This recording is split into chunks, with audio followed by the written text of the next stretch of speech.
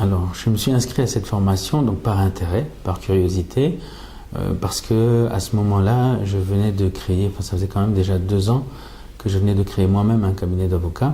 Et donc, on est avocat au départ, mais on n'est pas nécessairement gestionnaire d'un cabinet. Et un cabinet, c'est une entreprise, donc je me suis dit qu'il fallait que je me forme sur tous les aspects de la gestion d'un cabinet d'avocats. Je voulais savoir ce que je pouvais apprendre, sachant qu'on n'arrête pas d'apprendre.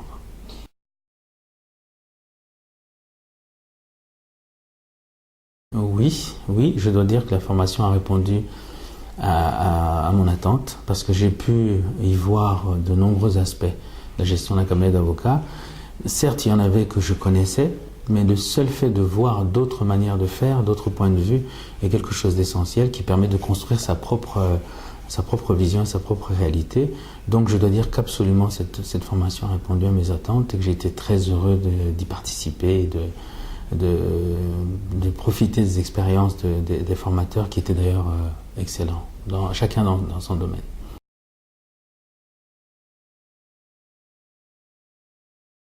Je ne peux pas donner une réponse précise.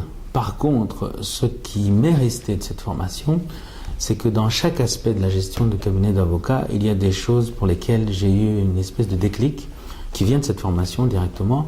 Par exemple, en matière de ressources humaines, je suis un peu plus strict.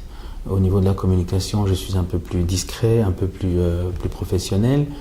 Au niveau des ressources financières, la gestion financière de l'étude, je suis également plus strict en ayant vu cette formation. J'essaye de tenir compte de certains ratios, parce que quand j'ai commencé à zéro, quoi. Donc on fait une facture et puis on paye des frais, etc.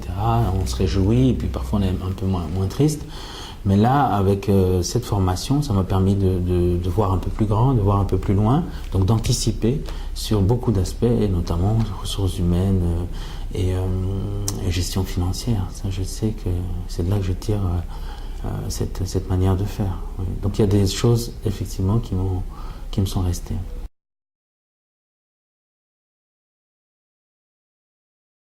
Je lui dirais d'y aller, parce qu'il va y apprendre beaucoup de choses, et surtout, par rapport à ce qu'il fait, non seulement il va pouvoir ajuster ce qu'il fait, mais également pouvoir s'inspirer de ce qu'il verra pour mieux faire ce qu'il fait lui-même. Donc ça, c'est très important, parce que ce n'est pas seulement copier. Copier, moi j'y crois pas tellement.